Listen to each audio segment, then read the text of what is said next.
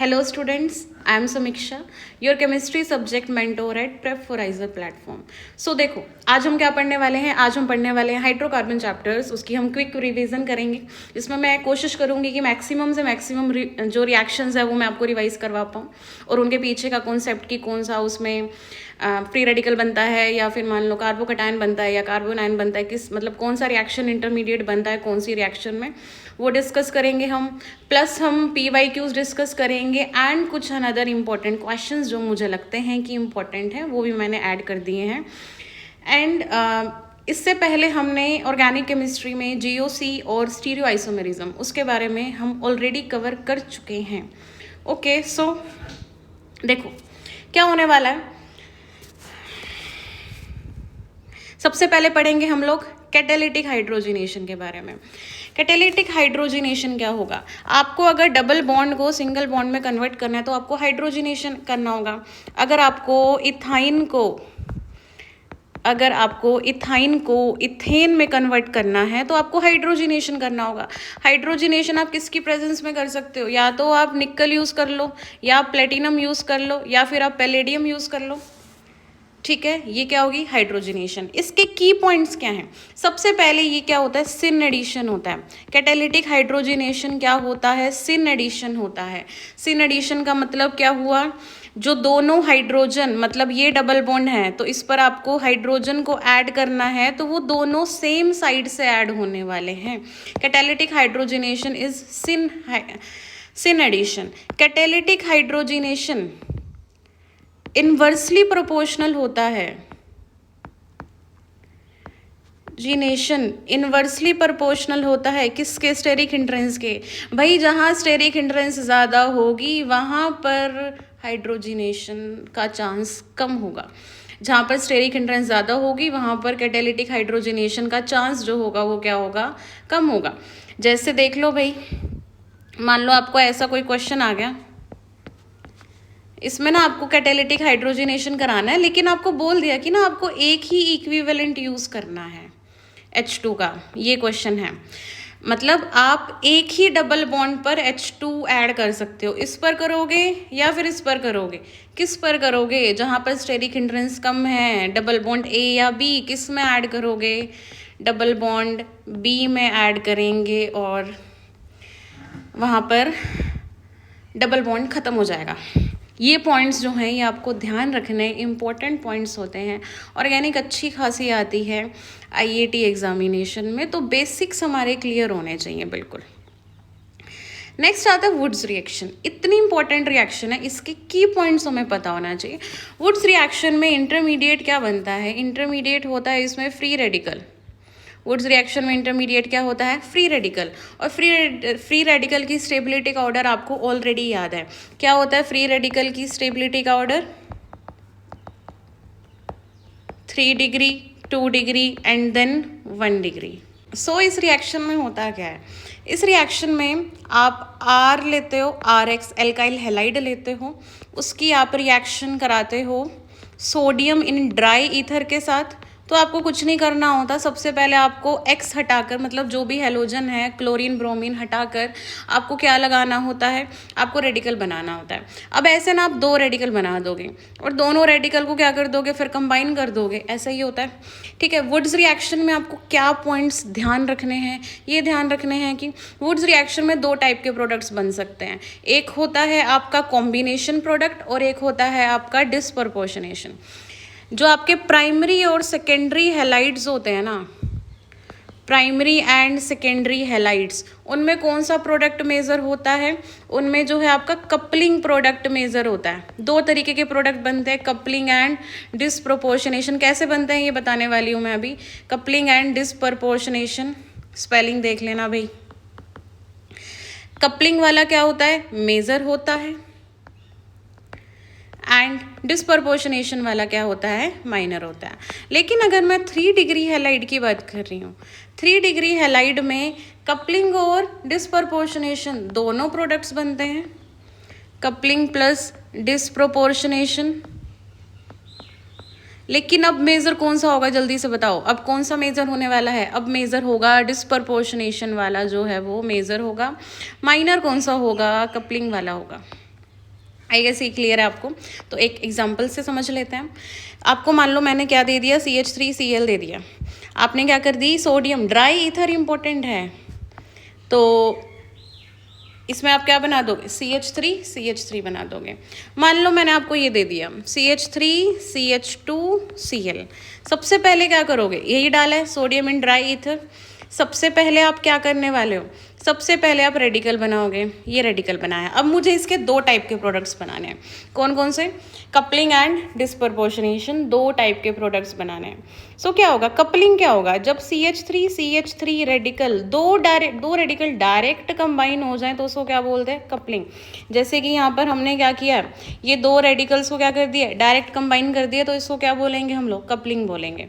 तो यहाँ पर क्या हो गई है भाई, कपलिंग, क्या हो गई है, कपलिंग, कपल बना लिया, दो एक साथ हो गए, ठीक है।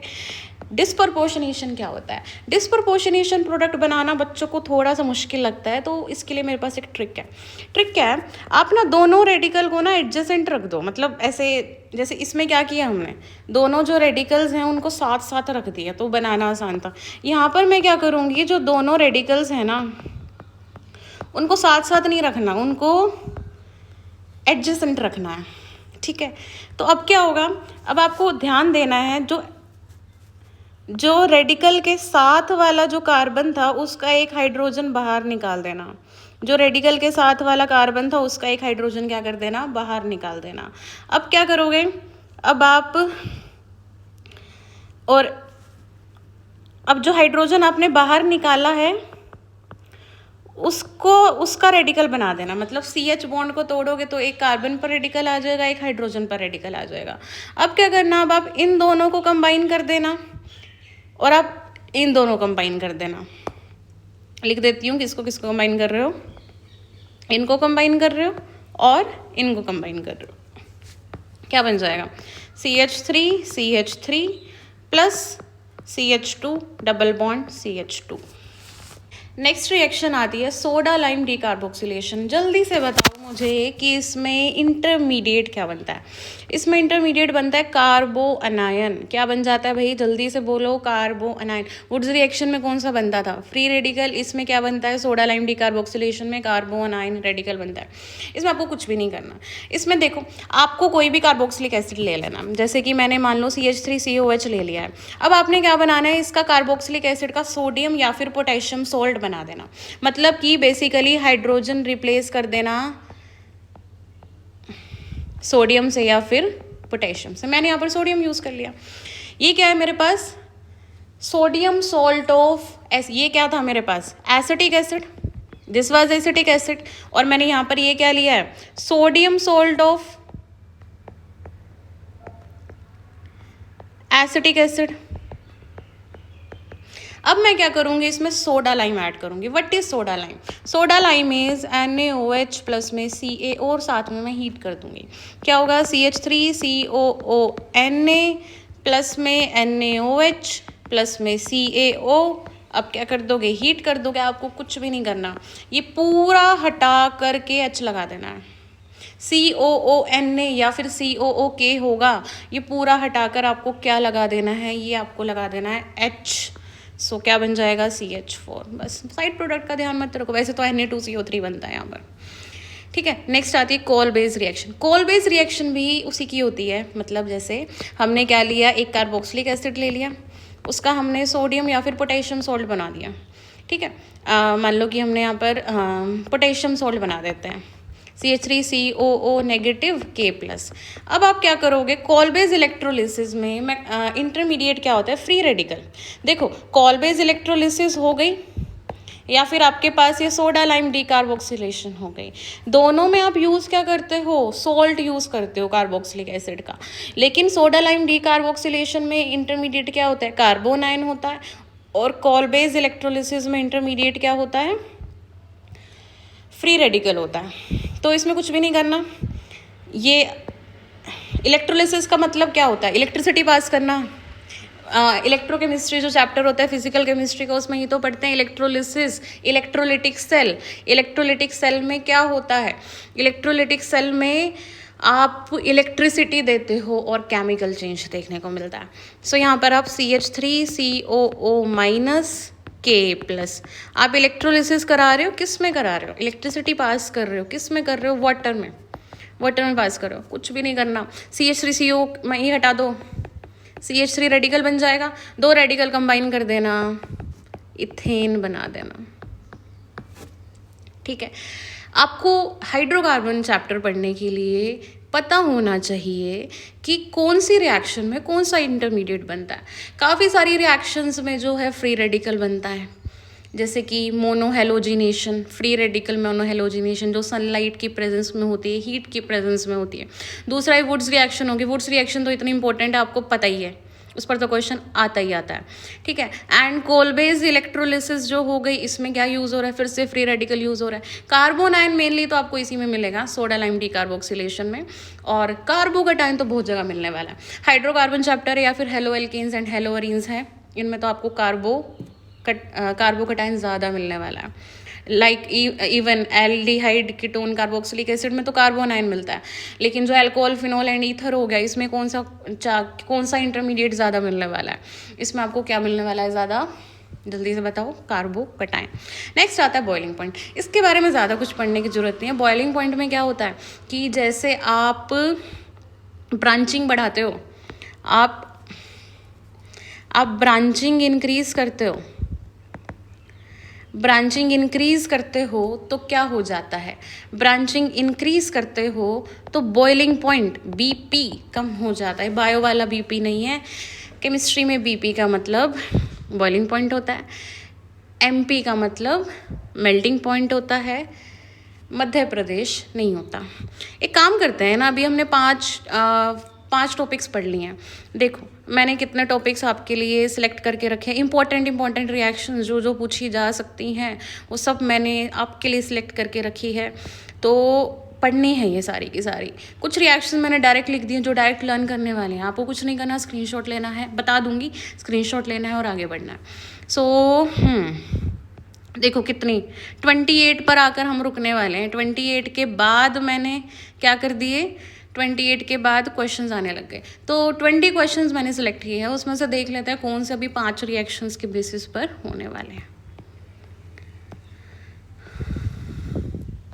ये वाला जो क्वेश्चन है, क्वेश्चन नंबर 3, ये तो इसके बेसिस पे होने ही नहीं वाला है ना। क्वेश्चन नंबर 3 क्या है? क्यूबेन की बात करिए, the double bond equivalent. Double bond equivalent क्या होता है? DBE लिख देते हो, या फिर इसका एक और नाम होता है, क्या होता है? Degree of unsaturation, degree of unsaturation, या फिर इसका मतलब इसको शॉर्ट में DOU भी लिख देते हो, या फिर होता है आपका index of hydrogen deficiency, index of hydrogen deficiency.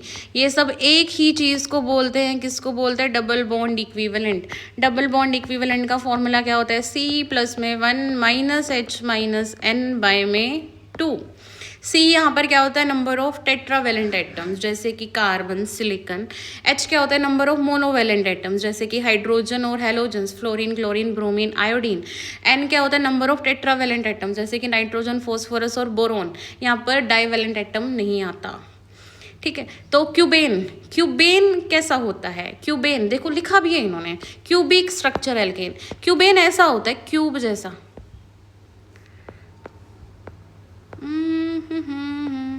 Back ही नहीं हो रहा।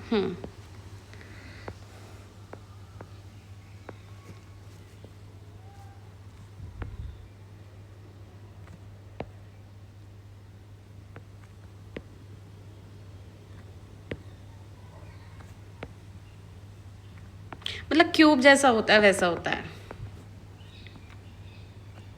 ये मैं वैसे बना दे रही हूँ। तो अब जब इसका फॉर्मूला देखने लगोगे ना, तो इसका फॉर्मूला बनेगा, देखो कार्बन कितने 8 और हर एक कार्बन पर एक एक हाइड्रोजन है, क्योंकि बाकी 3 बॉन्ड तो बने हुए हैं। C8H8 तो निकाल लो। C क्या आएगा? 8, H की वैल्यू कितनी है? 8 बाय में 2, 9 - 4 5। डबल बॉन्ड इक्विवेलेंट क्या आ जाएगा? मुझे जल्दी से बता दो। 5। सो आंसर ए की होया।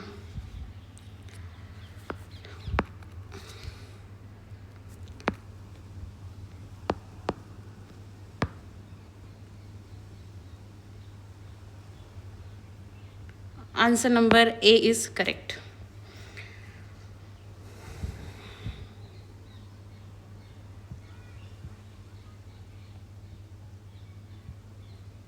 हाँ, 7th क्वेश्चन देखो, ऑन कैटालिटिक रिडक्शन। क्वेश्चन मैं सारे कराने वाली हूँ, बट कुछ कुछ रिएक्शंस जो होती जाएंगी उनको कवर करते हुए देखते रहेंगे कौन कौन से क्वेश्चन हमारे होते जा रहे हैं।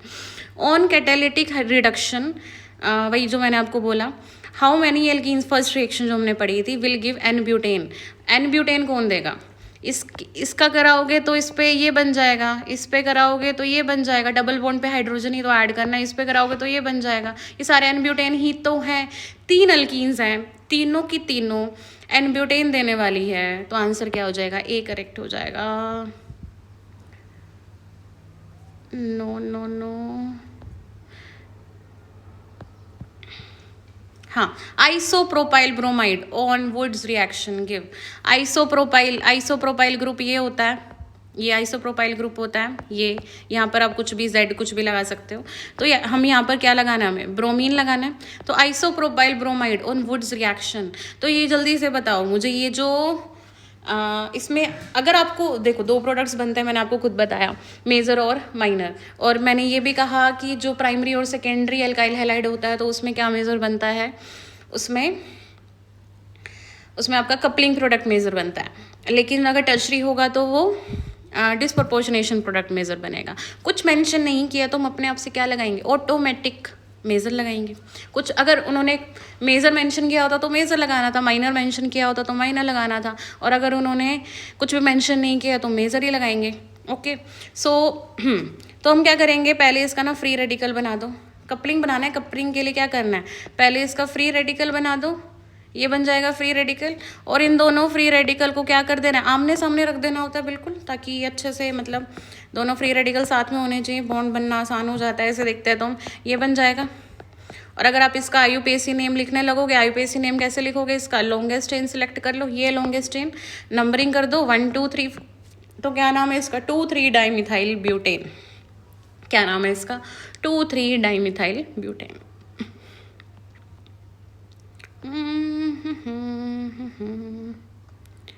नो नो नो, कुछ भी नहीं हो रहा अभी तो इसमें से।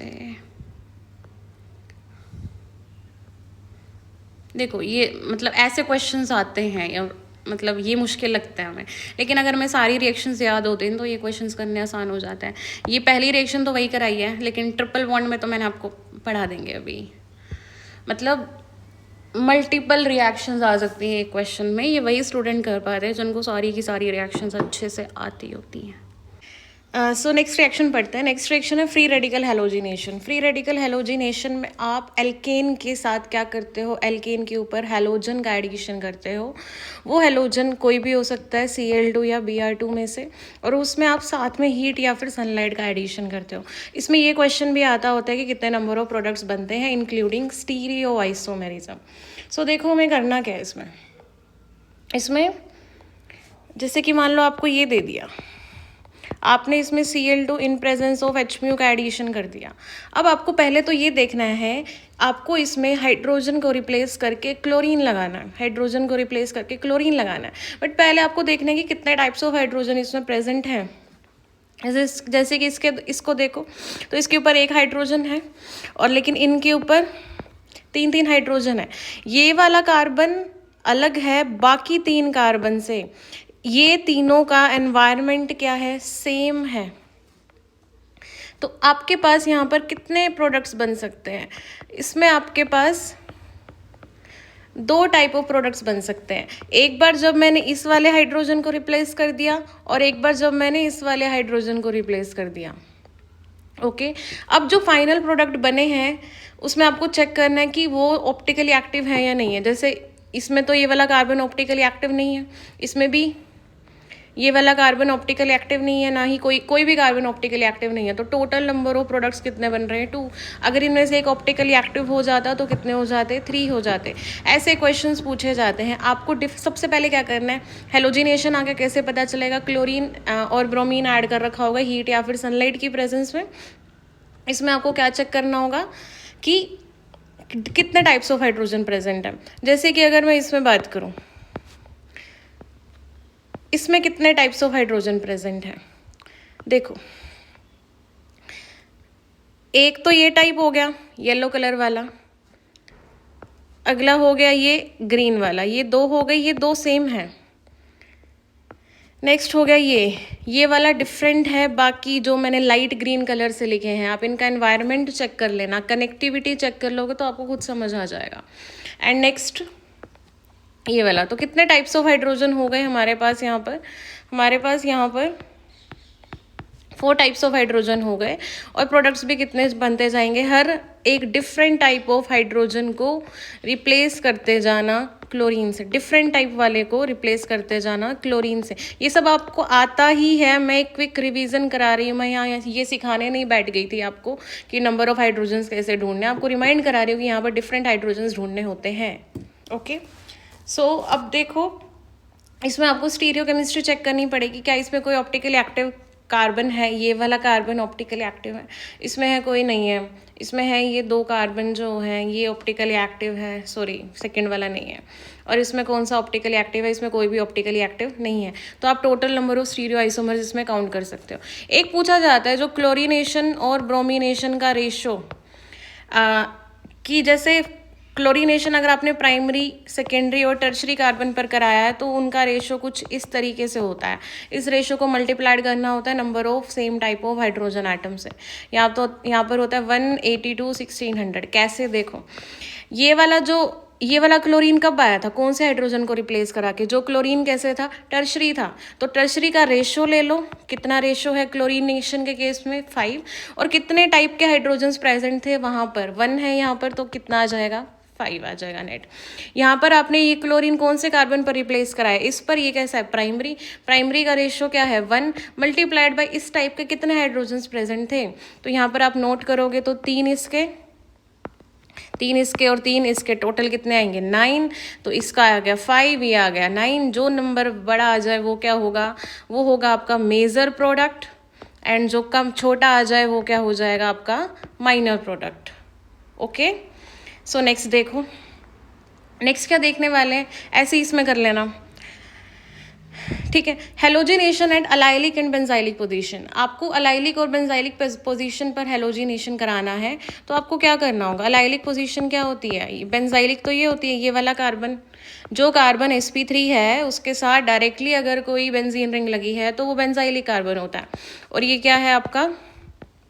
ये वाला कार्बन कैसा है? ये अलाइलिक है। जो कार्बन पर फंक्शनल ग्रुप लगा है वो डायरेक्टली डबल बॉन्ड के साथ जब कनेक्टेड होता है तब। तो इस पर अगर आपको हेलोजिनेशन करनी है अलाइलिक और बेंजाइलिक पोजीशन पर, ओहो, हेलोजिनेशन तो मैंने पहले ही करा दी, मतलब करा के दिखा दी। इस पर हेलोजिनेशन अगर आपको करनी है तो आपको क्या करना होगा? NBS का यूज़ करना होगा, या फिर NCS का यूज़ करना होगा, या फिर वही आप Cl2 इन HMU भी यूज़ कर सकते हो, Br2, ये सब कर सकते हो, कोई दिक्कत नहीं है। हीट भी यूज़ कर सकते हो। NBS होता है एन ब्रोमोसक्सीनामाइड, इसके बारे में जल्दी से पढ़ लेना, ठीक है। ये क्या करता है? आपके अलाइलिक पोजीशन पर किसका एडिशन करता है? NBS एन ब्रोमोसक्सीनामाइड, तो वो तो ब्रोमीन का एडिशन करेगा। NCS बोल देंगे तो वो किसका एडिशन करेगा? क्लोरीन का। नेक्स्ट आती है कंबशन रिएक्शन। इतनी इंपॉर्टेंट रिएक्शंस हैं ये, जो NCERT में आपको दी होती हैं, आप लोग इसको लर्न ही नहीं करते हो। इतनी इंपॉर्टेंट रिएक्शंस हैं। नॉर्मल कंबशन की रिएक्शन है, जैसे अगर आपने हाइड्रोकार्बन का कंप्लीट कंबशन कराया तो ये बन जाएगा। स्टाइकोमेट्री बैलेंस करके मोल कंसेप्ट में भी आती है ये तो। और क्या हो सकता है? आपको इनकम्प्लीट कंबशन बोले तो आपको कार्बन बनाना होता है, ओनली कार्बन।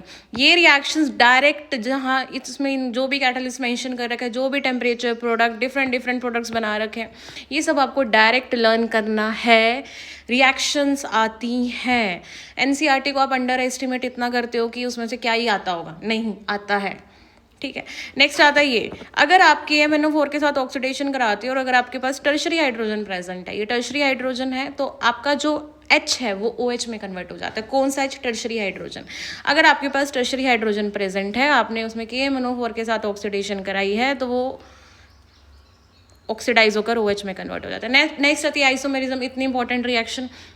आइसोमर, जैसे एन ब्यूटेन का आइसोमर बना सकते हो आप, आइसोब्यूटेन, ये सब इसके लिए आप क्या यूज़ करते हो, anhydrous AlCl3 in HCl, and आप उसके बाद क्या करते हो, इसको हीट करते हो।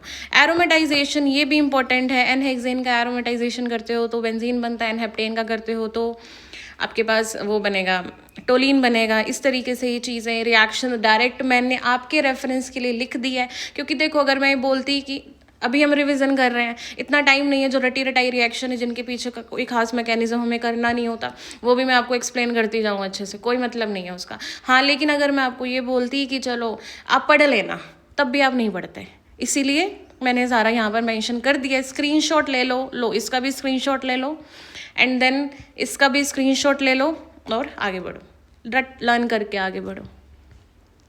नेक्स्ट आता है हाइड्रोजिनेशन ऑफ एल्काइंस। एल्काइंस जो होते हैं ना, उनका हाइड्रोजिनेशन जो होता है ना, वो दो तरीके से होता है।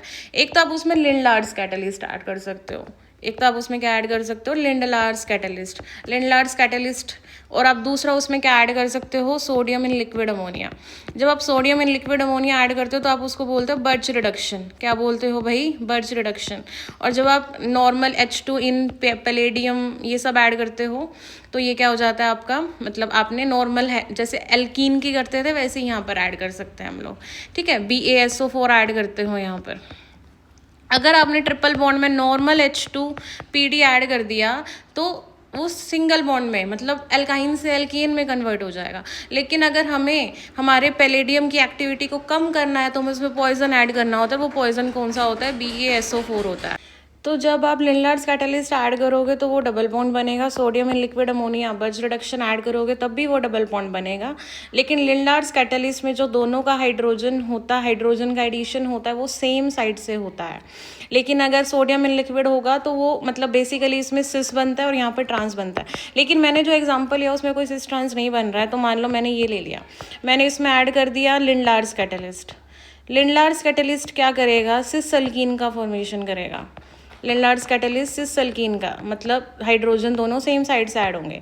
वहीं पर मैंने इसमें sodium in liquid ammonia use कर लिया तो जो आपके पास कौन सा अल्कीन बनेगा, ट्रांस अल्कीन। इतनी इंपॉर्टेंट चीज़ है ना, इतनी इंपॉर्टेंट रिएक्शन है, इतनी बार बार पूछी जाती है आपको, ठीक है। ये जो इसमें जो मैकेनिज्म होता है जो आपका ये बर्च रिडक्शन में सोडियम इन लिक्विड अमोनिया, इसमें मैकेनिज्म कौन सा होता है, इसमें आपका फ्री रेडिकल मैकेनिज्म जाता है। वैसे ये पूछा नहीं जाएगा, don't worry. Now moving on to next reaction, dehydrohalogenation. आप मतलब आपके लिखवा लो, आपके एग्जाम में एक रिएक्शन ऐसी आने ही वाली है। आपको क्या दे दिया मैंने, ऐसा दे दिया, हाइड्रोकार्बन दे दिया, सॉरी ये हेलो एल्केन दे दिया। हेलो एल्केन में आपको अगर डीहाइड्रोहेलोजिनेशन करना है तो आप अल्कोहलिक KOH ऐड करते हैं। अल्कोहलिक KOH क्या होता है, बेस होता है। ये क्या करता है, रिमूवल ऑफ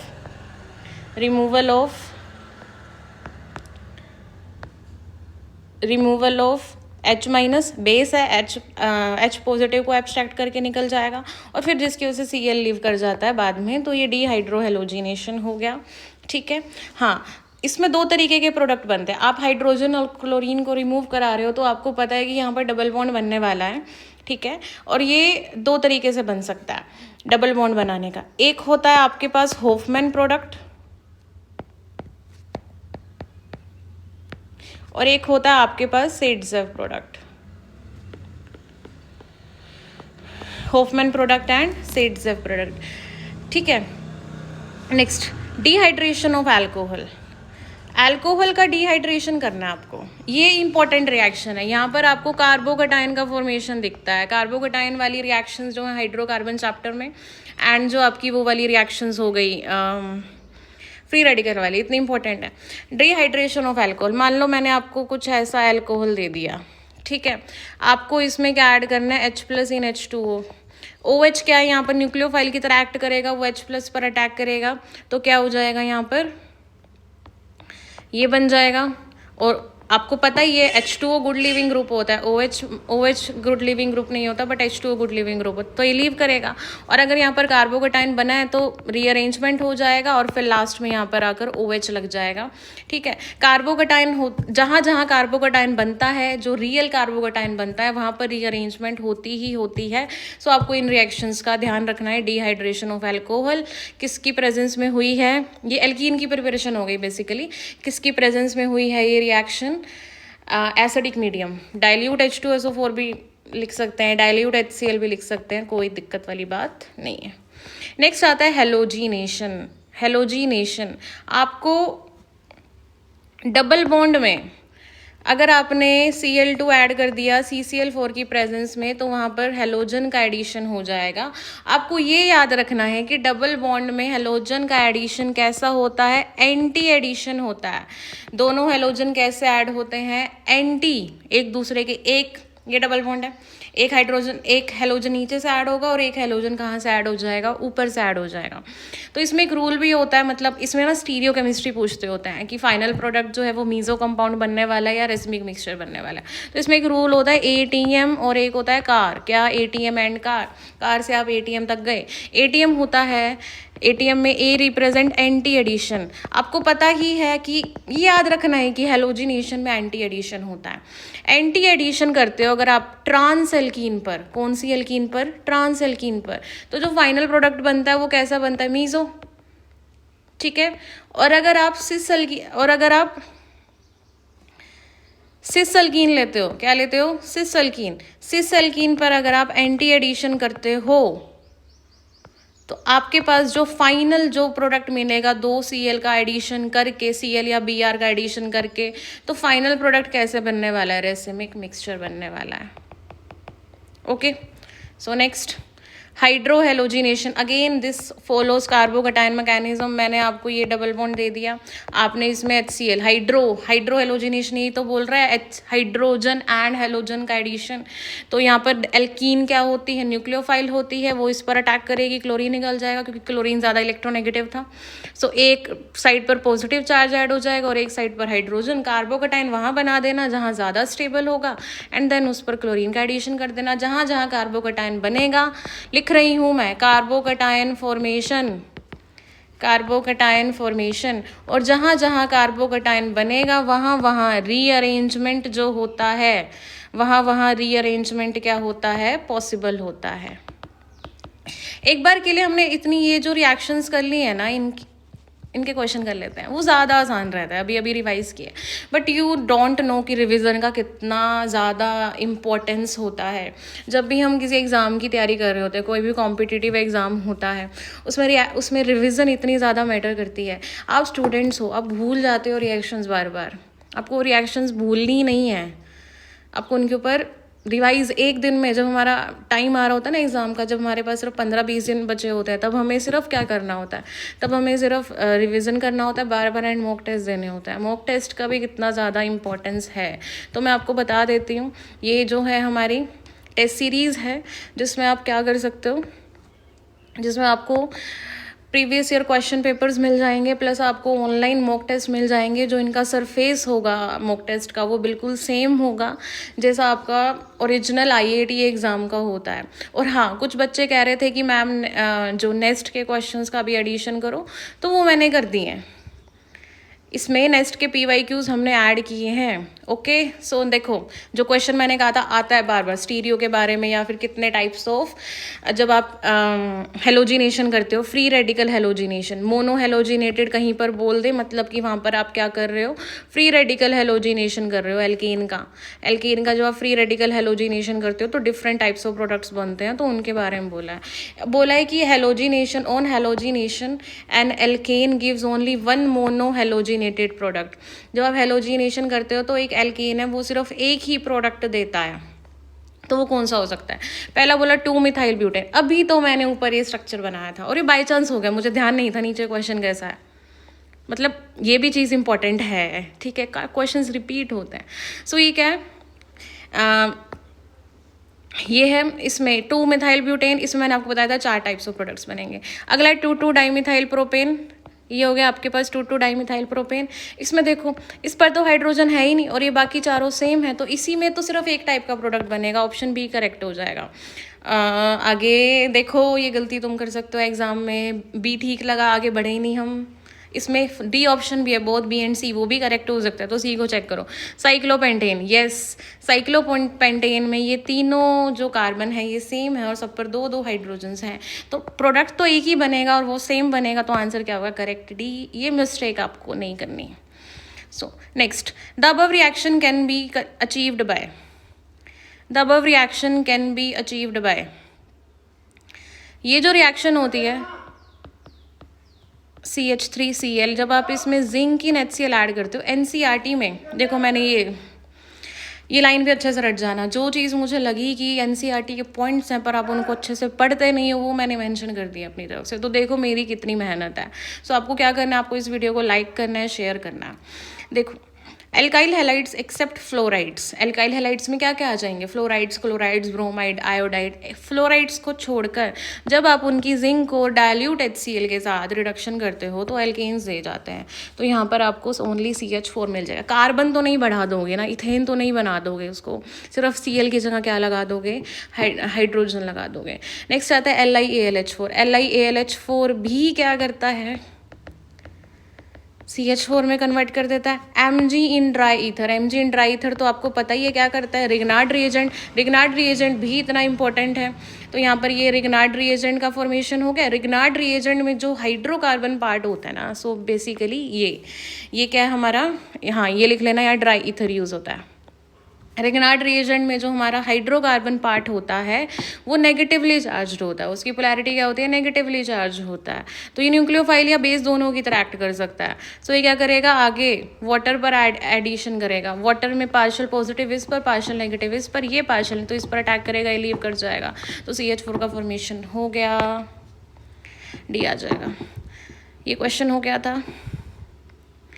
इथेन इज, फिर से मैंने कहा था NCERT की direct reaction, ethane is subjected to the combustion process. Ethane, मैंने आपको ये रिएक्शन तो डायरेक्ट लर्न कर लो, CXHY से क्या बनेगा, XCO2 प्लस में Y/2, स्टाइकोमेट्री बैलेंस्ड है, डायरेक्ट लर्न कर लोगे तो ज़्यादा सही रहेगा, नहीं तो पेपर में बैलेंस कर लेना, नो इश्यूज़।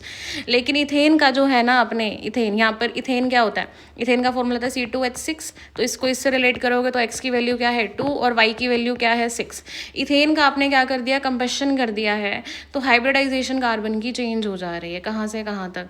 इथेन क्या होता है, C2H6, C2H6 मतलब इसका स्ट्रक्चर कुछ इस टाइप का होगा, तो इसमें आपको कार्बन के कितने बॉन्ड्स दिख रहे हैं, 4 सिग्मा बॉन्ड्स दिख रहे हैं। हाइब्रिडाइजेशन कैसे निकालते हो, sigma bonds plus lone pair 4 sp3 है, यहाँ पर sp3 है। अगला यहाँ पर क्या बनता जा रहा है, CO2, CO2 का स्ट्रक्चर ये कितने सिग्मा बॉन्ड्स है, 2 कार्बन के ऊपर लोन पेयर नहीं है, तो इसकी हाइब्रिडाइजेशन क्या है, sp, सी ऑप्शन करेक्ट। कितना आसान क्वेश्चन है। नाउ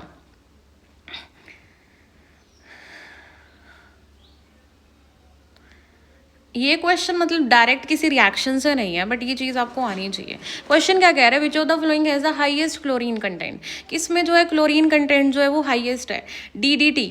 मैंने अपनी तरफ से ये जो आपका हेलो एल्केन हेलोरीन है ना, उसकी NCERT में दी है ये DDT का स्ट्रक्चर, ठीक है। और अगला है गामाजीन। गामाजीन क्या होता है, गामाजीन होता है ये बेंजीन हेक्साक्लोराइड। एक चीज़ और बता देती हूँ, एक होता है हेक्साक्लोरोबेंजीन, ये भी पूछा गया है, ये होता है, ओ सॉरी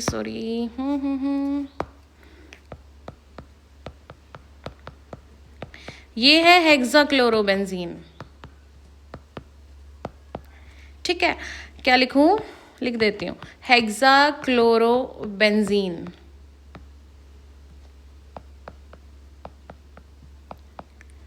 और ये होता है बेंजीन हेक्साक्लोराइड। ये इनके कॉमन नेम्स होते हैं, आपको याद होने चाहिए, बेंजीन हेक्साक्लोराइड। ओके, सो ये DDT का स्ट्रक्चर है। हेक्साक्लोरोबेंजीन को ही आप क्या बोल दोगे, गामाजीन बोल दोगे। क्लोरल ये हो गया, और ये पायरीन, पायरीन एक चीज़ हो गई। पायरीन एक तो ये होता है, दिस इज हाइड्रोकार्बन, एक पायरीन हम इसको भी बोलते हैं। तो अगर आपसे यहाँ पर बात करिए तो वो इस वाले पायरीन की बात की, आप ध्यान रख लेना। ओके, तो कौन से वाले में जो आपके परसेंटेज जो है क्लोरीन की ज़्यादा मिलेगी, इसमें मिलेगी ना, क्योंकि इसका तो मोलर परसेंटेज कैसे निकालते हो, atomic weight of that element divide mass of that element divided by total mass of compound, वो देखोगे तो इसमें ज़्यादा आएगा। सो इसका आंसर हो जाएगा D, pyrene. How many minimum number of chiral atoms, how many, हाई तो इसका क्वेश्चन ही नहीं है, तो स्टीरोकेमिस्ट्री क्वेश्चन है। How many minimum number of chiral carbon atom does an organic compound need to store diastereomers, minimum इस type में बन सकता है diastereomers. So minimum 2 carbon chiral चाहिए होंगे, इसका आंसर क्या हो जाएगा 2। ये डिस्कस हो गया था हमारा, क्या हो गया था, ये नहीं हुआ था, ठीक है। 8 था जो how many dichloro products are formed by cyclopentane, ये आपका साइक्लोपेंटेन हो जाएगा। How many dichloro products including stereoisomer are formed in the cyclopentane chlorination. Di मतलब आपको यही करना है, अगर आपको एल्केन दे दे, एल्केन का आपको हेलोजिनेशन करना है, तो वही बात है जो मैंने आपको कहा था, फ्री रेडिकल मैकेनिज्म जाता है। इसमें ना आपके पास या तो मोनोक्लोरिनेशन करा सकते हैं या फिर डाई भी करा सकते हैं। तो अब आपको स्पेसिफिकली मेंशन कर दिया कि आपको 2 बार ही कराना है। तो इसमें क्या कर सकती हूँ मैं, हो सकता है कि मैं दोनों क्लोरीन को साथ में रख दूँ, हो सकता है जो 2 क्लोरीन है वो इस टाइप में आ जाए, हो सकता है कि ऐसे बन जाए। बाकी इसके अलावा कोई और पॉसिबिलिटी है नहीं, अगर वो है तो इन्हीं से मैच कर रही है वो, ठीक है। इसमें तो आपको स्टीरियोआइसोमेरिज्म बताना है, इसमें तो कोई भी कार्बन कायरल है ही नहीं, ये तो इकलौता 1 होगा, ठीक है। ये कंपाउंड कैसे आपको सिमेट्रिकल दिखाई दे रहा है, यहाँ पर मैंने फॉर्मल लिख दिया आपके लिए एडवांस में, आप इसको लर्न कर लेना। अगर कंपाउंड सिमेट्रिकल नहीं है, अगर स्टीरियोआइसोमेरिज्म शो कर रहा है, तो अगर वो सिमेट्रिकल नहीं है, ये दोनों तो हमारे सिमेट्रिकल है, इसमें यहाँ आ गया ना प्लेन ऑफ सिमेट्री ऐसे। तो अगर दोनों कंपाउंड क्या है, सिमेट्रिकल नहीं है, तो नंबर ऑफ स्टीरियोआइसोमर्स यहाँ पर ऑप्टिकल प्लस ज्योमेट्रिकल दोनों, यहाँ पर n क्या रिप्रेजेंट करता है, number of sites having optical isomerism, number of sites having stereo isomer.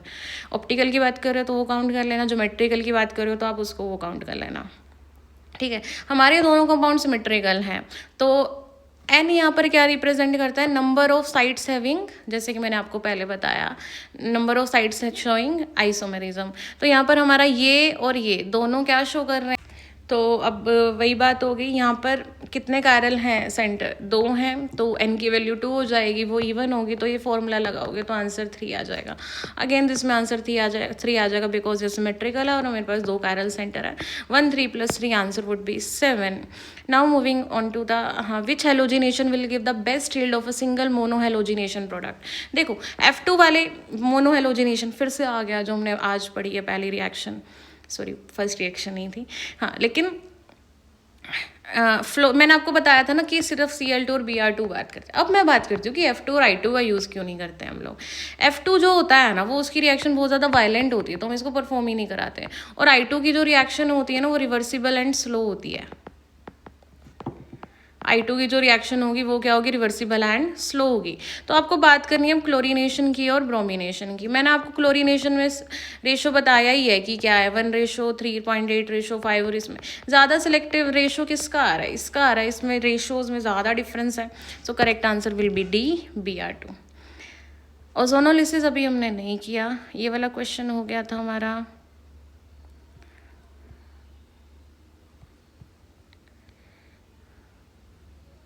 Okay so देखो, हमने डबल बॉन्ड में हाइड्रोहेलोजिनेशन सीखा है। तो जब हम सिंपल HBr ऐड करते हैं ना, तो उसमें तो बनता है मार्कोनिकोव प्रोडक्ट।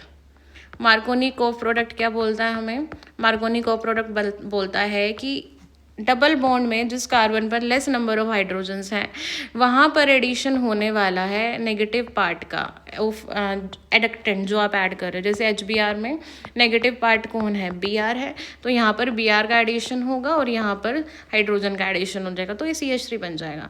लेकिन एंटी मार्कोनिकोव रूल क्या होता है, उल्टा बोल देता है इसका, कि जो नेगेटिव पार्ट है वो कहाँ ऐड होगा, जहाँ पर मोर नंबर ऑफ हाइड्रोजन आइटम्स है। तो एंटी मार्कोनी में ये बनता है, ये X है और ये Y है, मेजर प्रोडक्ट्स ये हैं। अब आपको ध्यान देना है कि जो ये HBr का एडिशन होता है ये फॉलो करता है कार्बोकैटायन मैकेनिज्म, और ये वाला जो होता है ये फॉलो करता है free radical mechanism. Carbocation mechanism and free radical mechanisms तो ये फॉलो करते हैं। और मैंने आपको ये बात बोली क्या, आपको जनरल पता है कि जो कार्बोकैटायन होता है वो टर्शरी ज़्यादा स्टेबल होता है, उससे कम सेकेंडरी और उससे कम प्राइमरी। और फ्री रेडिकल की बात करो तो सेम चीज़ है। तो अगर कोई चीज़ मेजर प्रोडक्ट बना रही है तो वहाँ पर वो स्टेबल रही होगी, नहीं तो अगर समझ नहीं आ रहा तो मैकेनिज्म देख लेना। मैं पूरा मैकेनिज्म बनाने लगूंगी तो टाइम लग जाएगा, कुछ चीज़ें शॉर्ट ट्रिक से भी तो चलनी होती है ना हमें, ठीक है। तो दोनों में कार्बोकैटायन और रेडिकल बनते हैं सेकेंडरी। अगर मेजर प्रोडक्ट बनाना है तो मेजर प्रोडक्ट तभी बनता है मोस्ट ऑफ द केसेस में, मतलब 95% केसेस में, जहाँ पर जो इंटरमीडिएट ज़्यादा स्टेबल रहा होता है. सो कार्बोकेटाइन सेकेंडरी ज़्यादा स्टेबल होता है और रेडिकल में सेकेंडरी ज़्यादा स्टेबल होता है. इसमें देखो द मेन प्रोडक्ट, इसको मैं शॉर्ट में पीएच लिख देती हूँ, मतलब बेंजीन रिंग को, पूरे को नहीं. और यहाँ पर एच बी आर है, नॉर्मल एच बी आर है, लेकिन अगर आपको H B R in peroxide दे दे तो वो क्या हो जाएगा, मार्कोनी, एंटी मार्कोनी को एडिशन हो जाएगा. सो यहाँ पर आप क्या कर रहे हो, एच बी आर का एडिशन करना है. तो सबसे पहले स्टेबल कार्बोकेटाइन बनाओ. डबल बॉन्ड पर सबसे पहले, डबल बॉन्ड न्यूक्लियोफाइल की तरह एक्ट करता है, तो एच के ऊपर अटैक करता है, बी आर लीव कर जाता है, बिकॉज हाइड्रोजन के एक से ज़्यादा बॉन्ड नहीं हो सकता है. तो वहाँ पर पॉजिटिव चार्ज आ जाएगा और एक साइड हाइड्रोजन, पॉजिटिव चार्ज वहाँ जाकर लगेगा जहाँ ज़्यादा स्टेबल होगा. अब ये स्टेबल है, इसको रीअरेंजमेंट की ज़रूरत ही नहीं है. क्यों नहीं है भाई, फिनाइल ग्रुप की इसको स्टेबिलिटी मिल रही है, रेजोनेंस से तो स्टेबल हो रहा है, बहुत ही अच्छी बात है. सो यहाँ पर अब नेक्स्ट में क्या आ जाएगा आपके पास, बी आर आ जाएगा. देख लो, मुझे जल्दी से बता दो कि कौन सा प्रोडक्ट मैच कर रहा है. ए मैच कर रहा है. Now moving on to the next question, ये भी हमने नहीं पढ़ा है. नेक्स्ट आ गया ये ओजोनोलिसिस. नेक्स्ट आ गया ये लिंडार्ड्स कैटलिस्ट. ये सारी रिएक्शंस हमने पढ़ ली हैं. चलो देखो, लिंडार्ड्स कैटलिस्ट क्या करता है, सिस एल्कीन का फॉर्मेशन करता है. तो ये सिस एल्कीन बन गई हमारे पास. ये क्या बन गया हमारे पास, एक्स, और ये क्या बन गया, बी आर. अब मैंने आपको बताया था सिस एल्कीन में आप हेलोजिनेशन करोगे तो आपको कार लगाना है. सिस एल्कीन में आपको पता है हेलोजिनेशन में क्या होता है, एंटी एडिशन होता है. तो यहाँ पर क्या बनेगा, रेसिमिक मिक्सचर बन जाएगा. वाई क्या बन जाएगा आपके पास, रेसिमिक मिक्सचर बन जाएगा. प्रोडक्ट कुछ इस टाइप का दिखेगा. मतलब मैं स्टीरियो केमिस्ट्री लिख कर नहीं बता रही हूँ, but I am telling you कि ऐसा कुछ बन सकता है. और फिर आप क्या कर रहे हो, फिर ये हमारा y बन गया, ये x था, ये y बन गया हमारा. और फिर y की रिएक्शन जो आप KOH, एल्कोहलिक KOH, मैंने आपको बताया था एलिमिनेशन कराता है HBr का. तो एक कार्बन से H निकाल दो, मान लो इस वाले से आपने H निकाल दिया, तो इसका क्या निकाल दोगे, Br निकाल देना. सो यहाँ पर ये रह जाएगा Br, एंड देन ये यहाँ H रह जाएगा. और फिर आप इसमें फिर से NaNH2 ऐड कर दोगे ना, NaNH2 भी बेस होता है, वो फिर से HBr का रिमूवल करेगा और फिर से हमारा स्ट्रक्चर कुछ इस टाइप का बन जाएगा. ओके, सो बेसिकली जो इनिशियल प्रोडक्ट, इनिशियल जो आपका रिएक्टेंट था और जो फाइनल प्रोडक्ट था, वो जो क्या है, सेम बन गए हैं. तो आप इसमें बोल सकते हो कि ये सेम है. आप इनको ज्योमेट्रिकल आइसोमर्स नहीं बोल सकते, क्योंकि ट्रिपल बॉन्ड में ज्योमेट्रिकल आइसोमरिज्म होता ही नहीं है.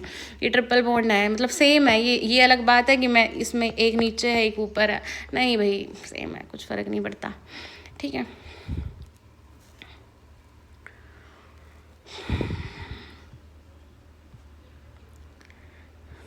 ये आंसर की भी है, मतलब इसमें कुछ करेक्शंस है तो मैंने करेक्शंस जो है वो कर दिए थे.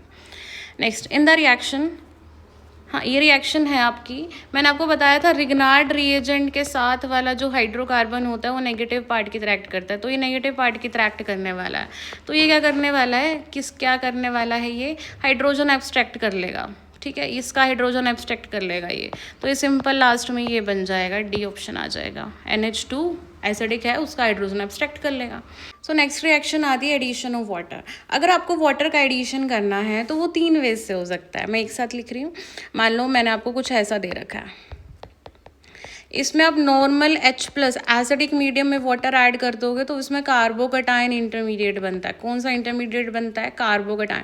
कार्बोकेटाइन जहाँ जहाँ बनता है वहाँ पर क्या होता है, जल्दी से बोलो, कार्बोकेटाइन जहाँ जहाँ बनता है वहाँ क्या होता है, रीअरेंजमेंट पॉसिबल है. तो यहाँ पर पहले यहाँ पर ये कार्बोकेटाइन बना होगा और फिर बाद में वाटर आ गया होगा, सो ये प्रोडक्ट बना होगा, कार्बोकेटाइन बन जाता है.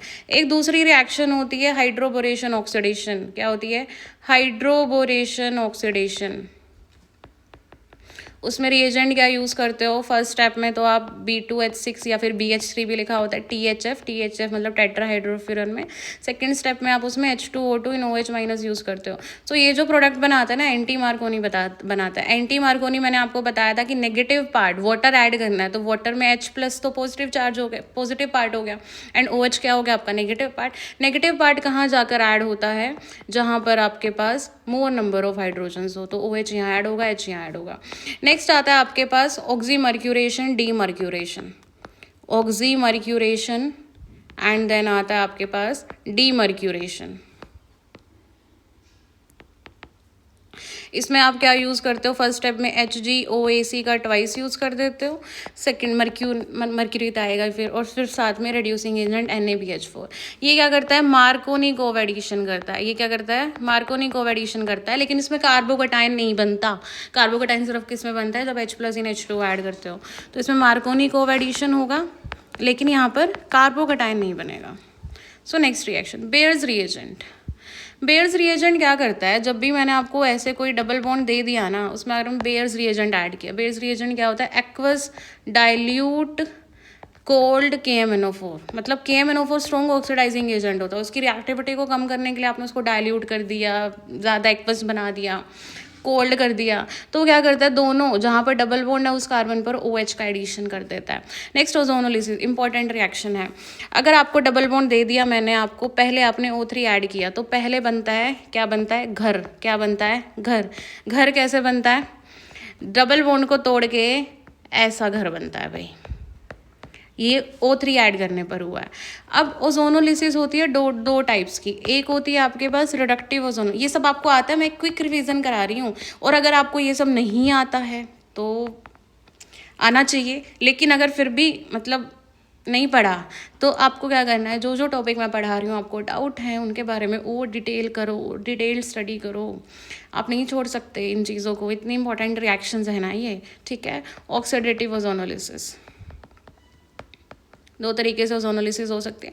ऑक्सीडेटिव क्या होगी, जब आप Zn ऐड कर दोगे, Zn इन H2 ऐड कर दोगे, रिडक्टिव तब हो सकती है जब आप Zn ऐड कर दोगे, Zn इन H2 ऐड कर दोगे। ऑक्सीडेटिव कब हो जाएगी, जब H2 ऐड कर सकते हो या फिर H2O2 ऐड कर सकते हो। इसमें क्या होगा ना, बॉन्ड ऐसे टूटेगा। पहले तो रिडक्टिव का प्रोडक्ट बना लो। रिडक्टिव में क्या है, यहाँ पर CH2, इस ऑक्सीजन को भूल जाना है। क्या करना है, इसको भूल जाना है, इस ऑक्सीजन को क्या करना है, हमें भूल जाना है। तो क्या करोगे, सिर्फ ये दिखेगा आपको, ये दो प्रोडक्ट बनते दिखाई देंगे। अब इस कार्बन का बॉन्ड तोड़ रहे हो, इसका ही बॉन्ड तोड़ रहे हो, तो इनकी वैलेंसी कम हो गई, तो इसलिए हमने इसमें डबल बॉन्ड बना दिया, ठीक है। ये रिडक्टिव का हो गया। अब रिडक्टिव में क्या होता है, रिडक्टिव में जो हाइड्रोजन है ना, जो आपने बाद में जैसे कि ये वाला हाइड्रोजन है, इसको रिप्लेस करके OH लगाना होता है ऑक्सीडेटिव बनाने के लिए। रिडक्टिव वाले को ऑक्सीडेटिव बनाने के लिए इन हाइड्रोजन को भी रिप्लेस करना होता है OH। ये दोनों सेम है तो मैंने एक ही बार लिख दिया है इसको, ठीक है। अब एक कार्बन पर दो OH स्टेबल नहीं होते हैं तो वो क्या कर जाते हैं, वाटर बनाकर लीव कर जाते हैं, वाटर बनाकर लीव कर जाते हैं। तो यहाँ पर CO2 प्लस में H2 का फॉर्मेशन हो गया। मैं ये बात फिर से बोल रही हूँ कि मैं प्रॉपर एक्सप्लेन नहीं कर रही हूँ, मैं आपका एक क्विक रिवीजन करा रही हूँ। अगर आपको डाउट है, अगर आपको ये चीज़ आती ही नहीं है तो आप प्लीज़ उसको डिटेल्ड स्टडी करें, ठीक है। नेक्स्ट आता है एसिडिक KMnO4 इन C2। ये बिल्कुल सेम प्रोडक्ट बनाता है जैसे ऑक्सीडेटिव ओजोनोलिसिस में होता है।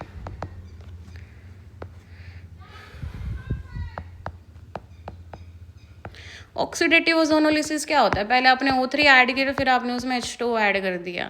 जैसा ऑक्सीडेटिव ओजोनोलिसिस में प्रोडक्ट बनता है वैसा सेम आपका एसिडिक KMnO4 और K2Cr2O7 बनता है। MCPBA क्या होता है, ऑक्सीडाइजिंग एजेंट। ये क्या करता है, डबल बॉन्ड में अगर आपने MCPBA डाल दिया है तो ये किसका फॉर्मेशन कर सकता है, आपकी इपॉक्साइड का फॉर्मेशन कर देता है, ठीक है। नेक्स्ट आता है थर्मोडायनेमिक एंड काइनेटिक प्रोडक्ट। अब देखो, जैसे मैंने आपको ऐसा दे दिया, दो बार डबल बॉन्ड दे दिए, तो आपको इसमें HCl का एडिशन करना है। तो आप एक तो 1,2 प्रोडक्ट का फॉर्मेशन कर सकते हो और आप कर सकते हो इसमें 1,4 प्रोडक्ट का। तो इसमें दो तरीके से हो सकता है। और आपको बोल दिया ना कि आपको एक ही इक्विवेलेंट करना है, दो इक्विवेलेंट करना होता तो कोई दिक्कत ही नहीं थी। आपको एक ही इक्विवेलेंट प्रोडक्ट, एक ही इक्विवेलेंट दे रखा है। तो आप अगर 1,2 एडिशन करते हो 1,4, 1,2 एडिशन को बोलते हैं हम लोग काइनेटिक प्रोडक्ट, ठीक है। काइनेटिक प्रोडक्ट कब बनता है, लो टेम्परेचर पर बनता है। और 1,4 एडिशन होता है थर्मोडायनेमिक प्रोडक्ट, और ये कब बनता है, आपके हाई टेम्परेचर पर बनता है, ठीक है। सो नेक्स्ट एल्काइंस की प्रिपरेशन। फिर से अगर मैंने कोई चीज़ इसमें अपने आप से पहले से लिख रही है, 2 रिएक्शंस जो आपको अच्छे से लर्न करनी है, मैं इनको लिखने में टाइम वेस्ट नहीं करना चाहती थी। इंडस्ट्रियल प्रिपरेशन से क्वेश्चन आता है, इससे क्वेश्चन आता है। ये तो हमारे अभी उसमें आया भी था, एल्कोहलिक केवेज और फिर NaNH2 ऐड कर रखा था। AG पाउडर वाली भी रिएक्शन आती ही आती है। Next acidic hydrogen, terminal alkyne. ये जैसे कि ये है, ये टर्मिनल एल्काइन है, लेकिन ये टर्मिनल एल्काइन नहीं है। होप सो आपको ये पता होगा। टर्मिनल एल्काइन का जो हाइड्रोजन होता है वो क्या होता है, एसिडिक होता है।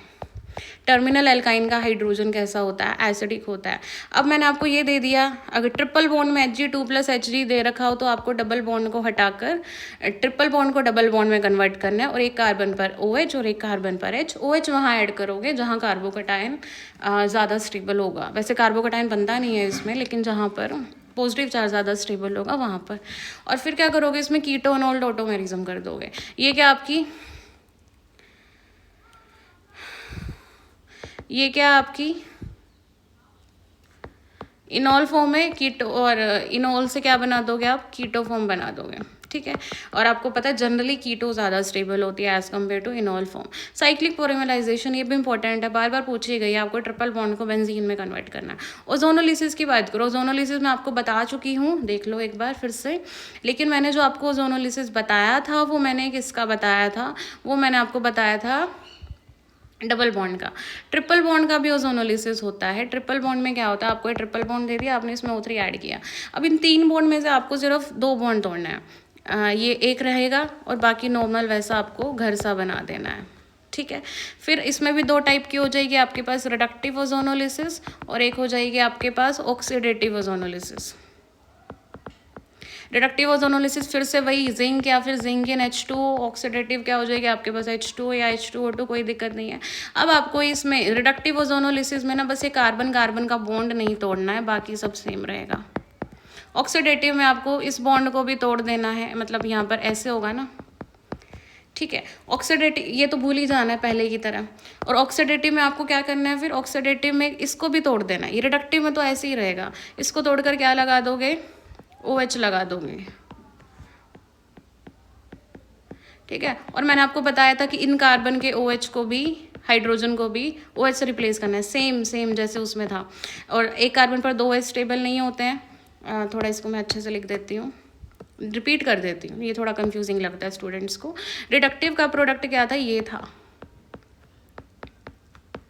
तो अब रिडक्टिव का जो प्रोडक्ट था ना, उसमें इसको तोड़कर OH लगाओगे। अच्छे से लिख देते हैं और अच्छे से समझ आना चाहिए भाई। इसको तोड़ोगे OH, H की जगह OH आ जाएगा, इसकी जगह भी OH आ जाएगा। तो अब क्या ये बन जाएगा, क्या बन जाएगा, COH। हाँ, ये क्या हो गया, एक हाइड्रोजन मैंने एक्स्ट्रा बना दिया ना, ये भूल जाओ। तो OH और ये क्या आ जाएगा आपके पास, C डबल बॉन्ड हो, और एक पर 2 OH स्टेबल नहीं होते तो लास्ट में CO2 प्लस में H2O का फॉर्मेशन कर देंगे। ओके,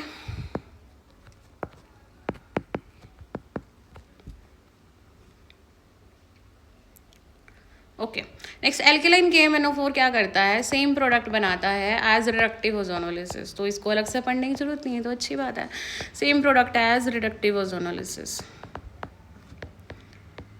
अब आता है electrophilic aromatic substitution reaction. Benzene किसके तरह एक्ट करता है, न्यूक्लियोफाइल की तरह एक्ट करता है, वो इलेक्ट्रोफाइल का एडिशन करता है। ठीक है, अगर आप नाइट्रेशन कराते हो तो नाइट्रेशन किसकी प्रेजेंस में होती है, नाइट्रेशन होती है HNO3 प्लस H2SO4 की प्रेजेंस में होती है। नाइट्रेशन में इलेक्ट्रोफाइल कौन होता है, NO2 प्लस होता है। आगे आप क्या करा सकते हो, सल्फोनेशन, 5 रिएक्शंस होती है ना इसमें, आपको याद होगी। सल्फोनेशन में क्या यूज़ करते हो आप, कॉन्सेंट्रेटेड H2SO4 यूज़ करते हो, और इसमें इलेक्ट्रोफाइल कौन होता है, SO3 होता है। ठीक है, अगला आप क्या करा सकते हो, हेलोजिनेशन। हेलोजिनेशन में क्या होता है, हेलोजिनेशन में आप Cl2 इन लुइस एसिड ऐड कर सकते हो, या फिर Br2 इन लुइस एसिड। इसमें इलेक्ट्रोफाइल कौन होता है, इसमें इलेक्ट्रोफाइल कौन होता है आपका, Cl प्लस होता है। और क्या होती है important reactions, Friedel Crafts alkylation. Friedel Crafts alkylation में आप क्या करते हो, आप एल्काइल हैलाइड लेते हो, और उसमें किसका एडिशन करते हो, एल्काइल हैलाइड में आप लुइस एसिड ऐड कर देते हो, कोई भी FeBr3 AlCl3।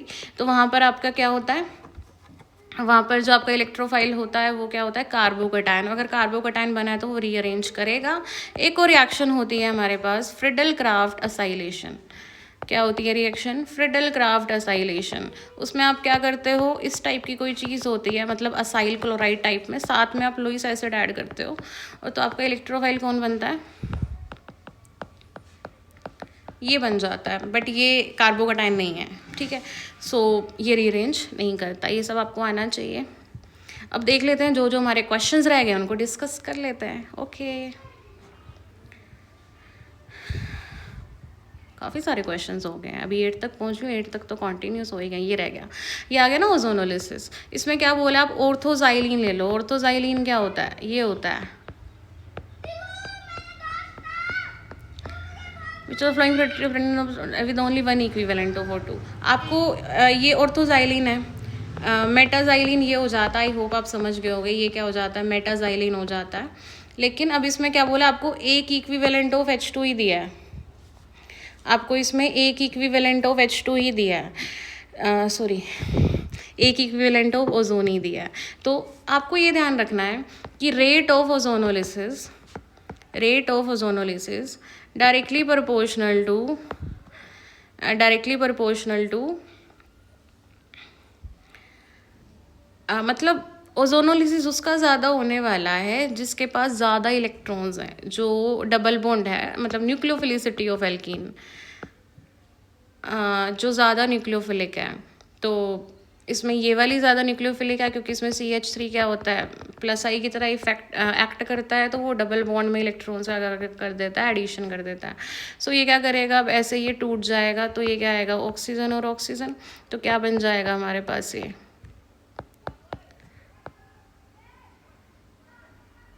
हाँ नहीं ठीक है।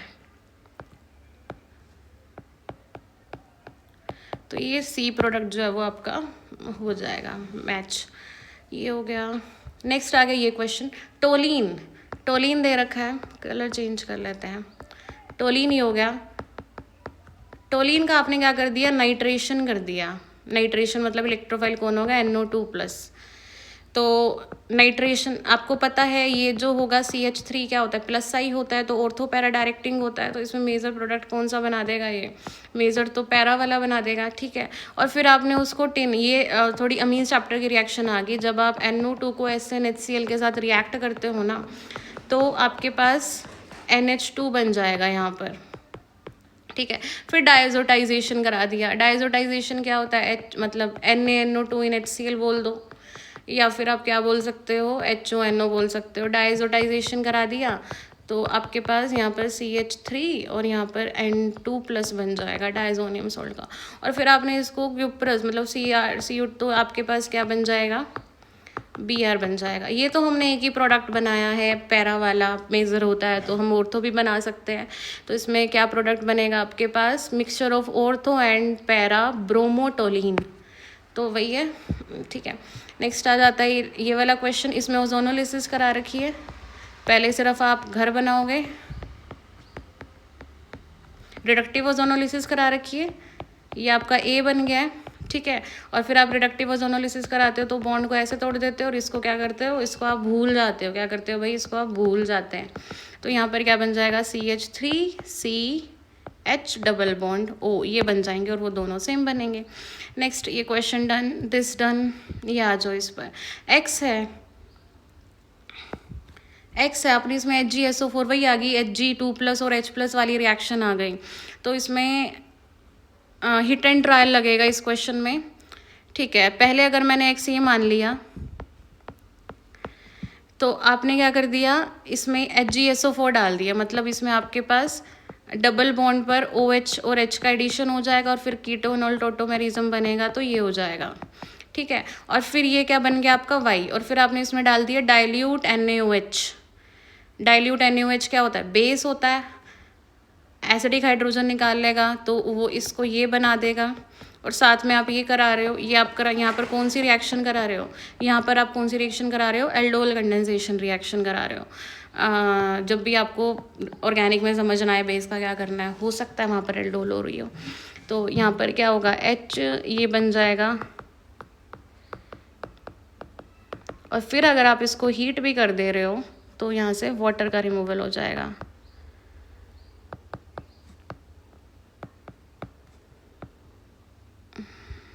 H यहाँ पर ये CPH बन जाएगा, ओके। सो इस तरीके से पूरा मैकेनिज्म करके आप प्लीज़ चेक कर लेना। आंसर की देखो यहीं पर नीचे ही है, एक बार मैं आपको आंसर की देखकर बता ही देती हूँ, क्यों बार बार पूरा मैकेनिज्म करना, आप खुद कर लेना ना। प्रैक्टिस अब आपको करनी है, मुझे नहीं करनी है। 16th का आंसर है ए, तो मैंने कोई कर दिए यहाँ पर गड़बड़। देखते हैं, चलो भाई। हाँ गड़बड़ मैंने की है ना, मैंने यहाँ पर CH3 आएगा, यहाँ भी CH3 आएगा, तो यहाँ भी CH3 आएगा, यहाँ भी CH3 आएगा। प्रोडक्ट जो है वो मैच कर जाएगा। ए चेक कर लेना, डाउट हो तो कमेंट सेक्शन में मेंशन कर देना। Sir number of optically active compounds obtained upon complete ozonolysis, आप इसका ओजोनोलिसिस करोगे और कोई मेंशन ना करे कि ऑक्सीडेटिव ओजोनोलिसिस है या फिर रिडक्टिव ओजोनोलिसिस है, तो आप रिडक्टिव ही करनी है आपको। तो ये आपको क्या करना है, कंप्लीट, आपको नहीं मेंशन किया ना कितने बनाने हैं ये, तो आपको ये करना है मैक्सिमम।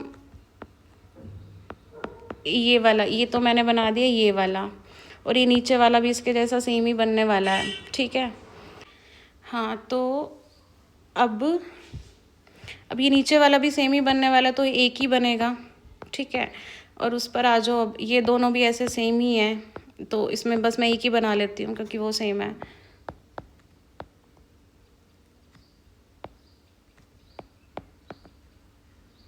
ये तो ऑप्टिकली एक्टिव नहीं है क्योंकि इस पर कायरल सेंटर नहीं है, बट इसमें ये वाला कायरल सेंटर है, ऑप्टिकली एक्टिव है, तो इसका आंसर क्या हो जाएगा, ओनली 1। 18th 19th क्वेश्चन पर आ जाओ। A mixture containing almost equal quantities of all dimethyl benzene, जितने भी डाईमिथाइल बेंजीन होते हैं, मतलब कि एक ये, इसमें ऑर्थो मेटा पैरा सारे पॉसिबल होते हैं, ये सारे हो गए। नेक्स्ट का PYQ, मैंने कहा था ना नेक्स्ट के PYQs आएंगे, ठीक है। Mixture containing almost equal quantities of all dimethyl benzene, इसको 2 इक्विवेलेंट ऑफ मिथाइल क्लोराइड से रिएक्ट किया है। मैंने आपको फ्रिडल क्राफ्ट एल्काइलेशन बताई थी, आपके पास एल्काइल हैलाइड होगा और उसमें आपने एनहाइड्रस, उसमें आपने लुइस एसिड ऐड किया होगा। So this is Lewis acid, और आपने इसमें बेसिक, और मैंने आपको ये भी बताया था कि इसमें इलेक्ट्रोफाइल कौन होता है, CH3+, और आपको वो उसके 2 इक्विवेलेंट क्या करने हैं, ऐड करने हैं। तो मेन प्रोडक्ट बताना है कि क्या बनेगा। अगर आप इसमें करते हो तो आपको पता है CH3 कैसा होता है, ऑर्थो पैरा डायरेक्टिंग, आपको मेजर प्रोडक्ट बताना है क्योंकि इसमें बोला है मेन प्रोडक्ट, तो आप इसके पैरा पर CH3 लगा देना, इसके पैरा पर CH3 लगा देना। अगर इसमें चलें तो आप इसके पैरा पर CH3 लगा देना, आप इसके पैरा पर CH3 लगा देना, और अगर आप इसमें चलोगे तो इसके पैरा पर CH3 लगा ही हुआ है दोनों के, तो इसका आंसर क्या हो जाएगा, 1 2 4 5 टेट्रामिथाइल, सॉरी गलत, 1 2 4 5 ही नंबर आ रहा है, तो इसका आंसर क्या आ जाएगा, B। 20th क्वेश्चन हमारा डन है, ये आंसर की है। Seriously thanks for watching this video. अगर आपको कोई डाउट आए तो आप कमेंट सेक्शन में मेंशन कर देना, ठीक है। सो सी यू इन नेक्स्ट वीडियो।